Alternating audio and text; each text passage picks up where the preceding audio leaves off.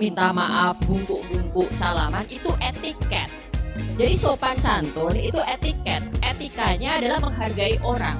Problemnya si beberapa orang yang kita bicarakan ini, Gibran dengan debatnya atau nanti ditarik ke soal MK, menganggap bahwa etiket yang lebih penting, sopan santun, salaman, bungkuk-bungkuk, minta maaf, itu semuanya adalah etiket.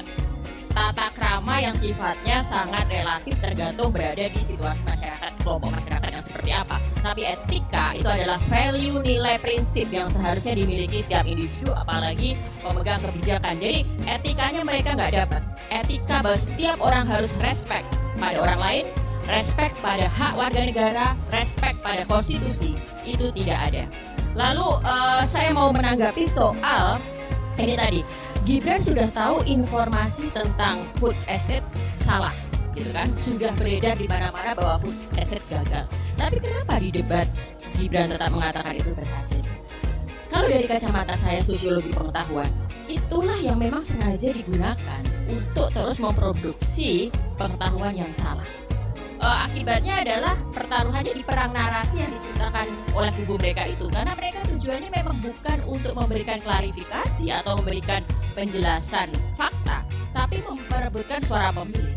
Satu hal yang harus kita waspadai di pekan-pekan terakhir menjelang coblosan ini adalah rayuan satu putaran. Ini yang harus kita perhatikan betul-betul. Apalagi ketika nanti karena sudah ada justifikasi pengkondisian untuk itu, maka ada yang berani melakukan kecurangan. Ini fabrikasi narasi yang sengaja diciptakan agar publik tergoda. Jadi dengan pengkondisian seperti ini kita harus betul-betul melawan narasi rayuan satu putaran dengan terus menjelaskan bahwa itu semua adalah kebohongan dan penyesatan. Terima kasih. Tujuan negara yang diwakili oleh Satgas Pemilu Curang dengan kehendak rakyat, dan ini tidak ada hubungan dengan 100 orang. Itu nama petisi 100. Ini gejolak keresahan yang nyata di depan mata Nusra. Makanya begini Pak ya, Pak Faisal. Jadi politisi jangan bangun kesiangan kemudian baca judul. Begini ya Pak Faisal ya, kalau memang mengatakan ada udahlah, saya udah baca Anda di media terlalu banyak menyimpang, mencari panggung. Nah, gini, kalau ada keresahan, maka dapat buktikan. Anda tanya saya, Satgas anti pemilu curang mengundang publik, rakyat, dan rakyat datang menyampaikan lewat saluran konstitusi. Silakan. Anda bilang buat keonaran, menciptakan kegaduhan. Ya, pikiran itu harus dihentikan. Ini dialog rakyat dengan lembaga resmi, ketiga semua partai politik bungkam, DPR bungkam, ada satu pejabat negara. Oke. Membuka pintu, menghormati rakyat, mendengar keluhan. Keluhan itu adalah pemakzulan, hal biasa saja Mas. Ya makanya Gimana? Bikin huru hara. Kalau Pak Mahfud MD membuat Satgas anti kecurangan pemilu, silahkan Pak Mahfud. Anda ke sana, Anda sebagai bagian. Nah, sebentar.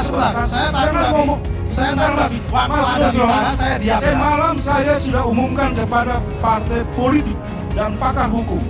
Kalau Anda anggota dewan merespon isu pemakzulan, saya perintahkan kalian yang digaji oleh rakyat bicarakan itu di gedung DPR, bukan tempat di ruang publik.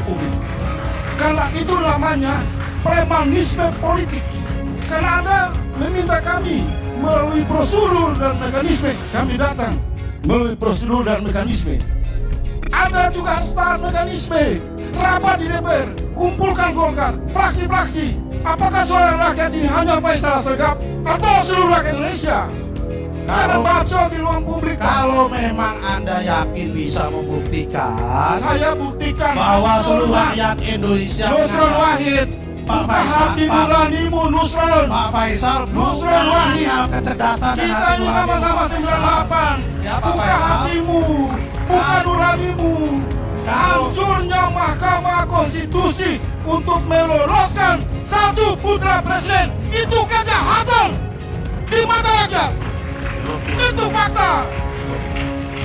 Mohon maaf Pak Kapni, tadi saya mendengarkan dengan baik. Saya tidak mau dibintir. Anda respon yang lain aja. Tapi saya dipotong orang 2 kali Pak. Ya, ada sekarang. Ya, makanya ini saya butuh ketegasan supaya forum ini menjadi lebih baik. dan lebih sehat begitu. Garis bawahi, Anda bicarain saja. Kalau pemakzulan Anda mau beri, Saya mau bicara apa saja itu adalah akal dan logika serta hati nurani karena saya, Anda Bapak. menggiring opini seolah kami di pihak yang menciptakan kegaduhan. Ingat itu. Kami menyampaikan Saya mempunyai pendapat demokrasi. yang independen, nggak bisa ditekan. Jangan kok premanisme politik. Iya, dia boleh. Jangan, saya mempunyai pendapat yang independen, nggak bisa ditekan. Bicara yang teratur. Ya, Jangan kita yang tidak teratur siapa? atur. Bicara yang teratur, jangan mengarah ke kami. Yang tidak teratur Tunggu saja siapa? partai koalisi kalian. Iya kan, Ya yang udah, tidak teratur siapa? Betul. Justru selama bapak-bapak yang lain bicara, saya diam. Saya kesini bukan untuk berdebat wacana. Ini sudah masuk gerakan operasional politik. Kesadaran moral di awal saya tegaskan. Ketika partai lumpuh, DPR lumpuh, saya dan kawan-kawan menggunakan yang tersisa dari hak penyampaian pendapat. Bukan main-main. Cukup.